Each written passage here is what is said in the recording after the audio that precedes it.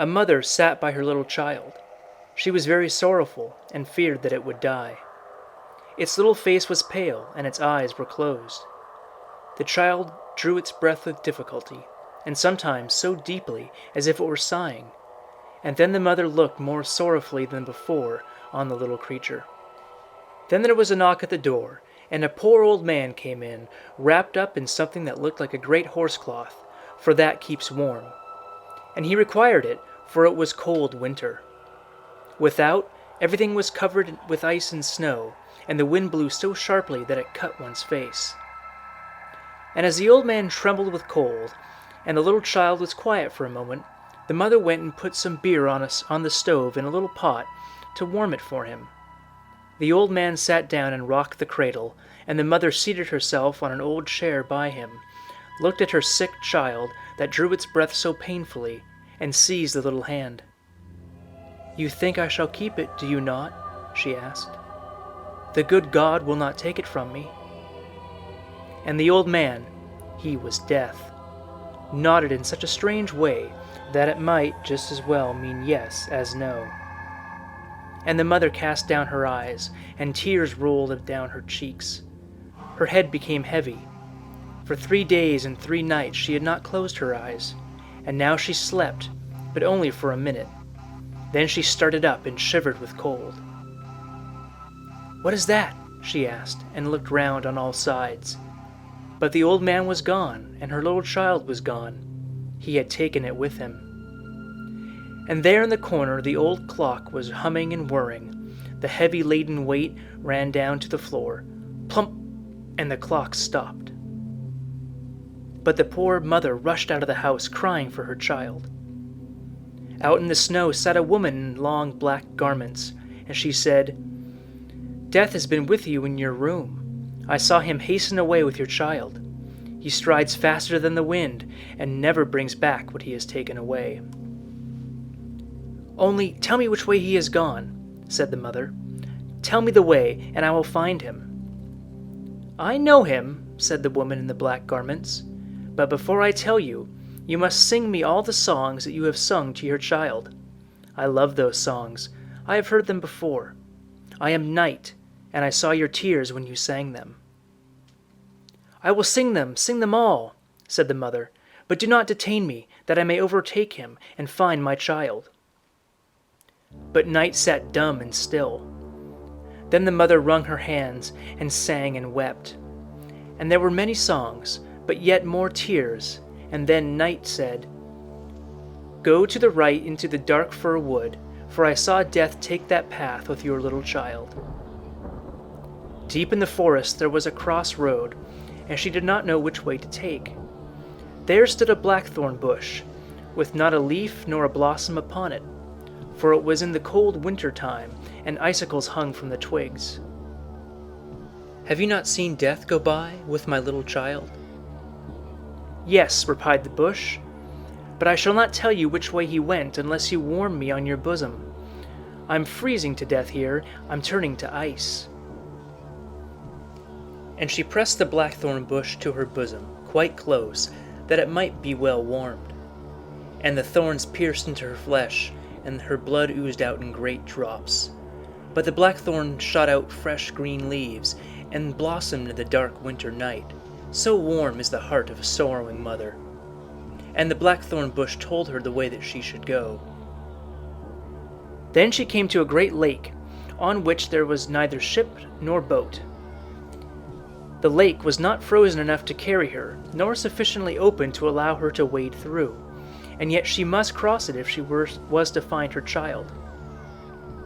Then she laid herself down to drink the lake, and that was impossible for anyone to do. But the sorrowing mother thought that perhaps a miracle might be wrought.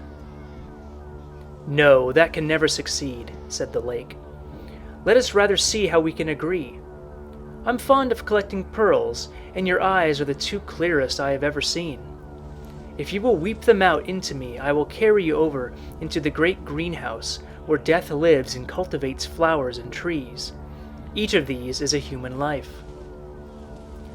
"Oh, what I would not give to get my child," said the afflicted mother, and she wept yet more, and her eyes fell into the depths of the lake and became two costly pearls.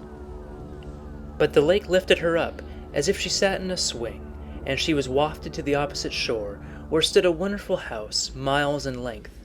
One could not tell if it was a mountain containing forests and caves, or a place that had been built. But the poor mother could not see it, for she had wept her eyes out. "Where shall I find Death, who went away with my child?" she asked. "He is not arrived here yet," said an old gray-haired woman who was going about watching the hothouse of Death. "How have you found your way here, and who helped you?" "The good God has helped me," she replied. "He is merciful, and you will be merciful too. Where shall I find my little child?" "I do not know it," said the old woman, "and you cannot see. Many flowers and trees have faded this night, and Death will soon come and transplant them. You know very well that every human being has his tree of life, or his flower of life, just as each is arranged. They look like other plants, but their hearts beat. Children's hearts can beat too. Think of this. Perhaps you may recognize the beating of your child's heart." "But what will you give me if I tell you what more you must do?" "I have nothing more to give," said the afflicted mother, "but I will go for you to the ends of the earth." "I have nothing for you to do there," said the old woman, "but you can give me your long black hair. You must know yourself that it is beautiful, and it pleases me. You can take my white hair for it, and that is always something." "Do you ask for nothing more?" asked she. "I will give you that gladly." And she gave her beautiful hair, and received in exchange the old woman's white hair. And then they went into the great hothouse of Death, where flowers and trees were growing marvelously intertwined. There stood the fine hyacinths under glass bells, some quite fresh, others somewhat sickly. Water snakes were twining about them, and black crabs clung tightly to the stalks. There stood gallant palm trees, oaks and plantains, and parsley in blooming time. Each tree and flower had its name. Each was a human life. The people were still alive, one in China, another in Greenland, scattered about in the world. There were great trees thrust into little pots, so that they stood quite crowded, and they were nearly bursting the pots. There was also many a little weakly flower in rich earth, with moss around it, cared for and tended. But the sorrowful mother bent down over all the smallest plants, and heard the human heart beating in each, and out of millions she recognized that of her child. "That is it!" she cried, and stretched out her hands over a little crocus flower, which hung down quite sick and pale.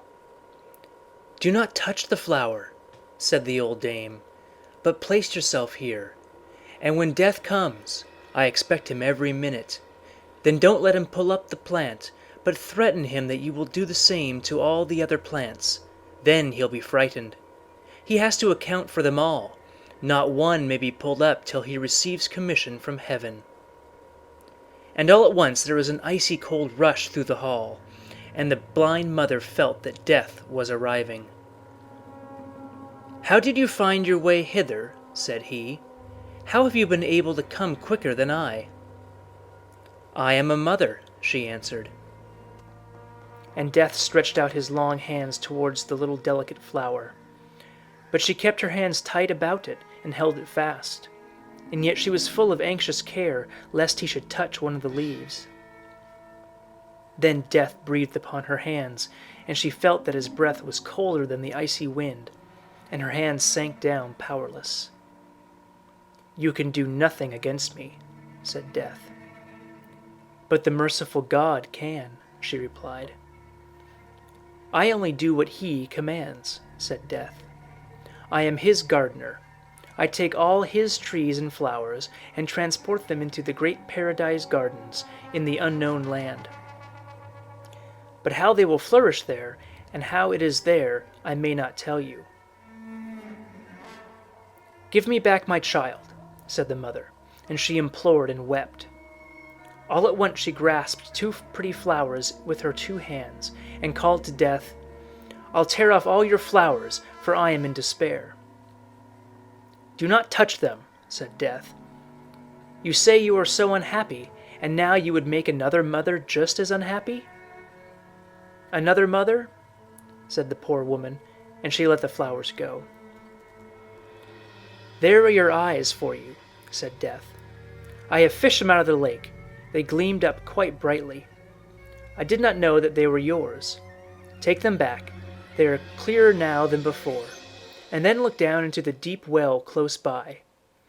I will tell you the names of the 2 flowers you wanted to pull up, and you will see what you were about to frustrate and destroy."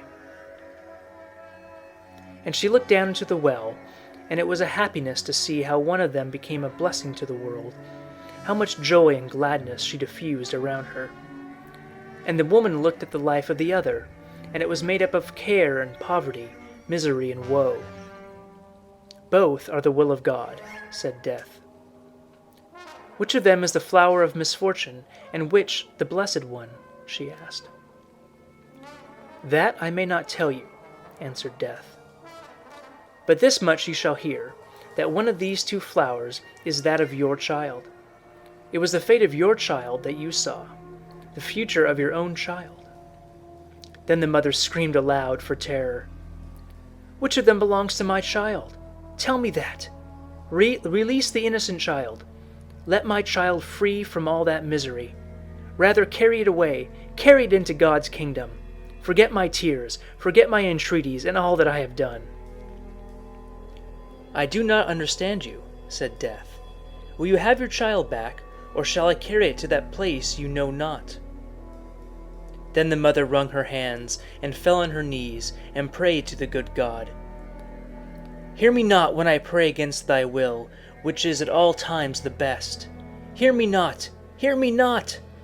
And she let her head sink down on her bosom. And Death went away with her child into the unknown land.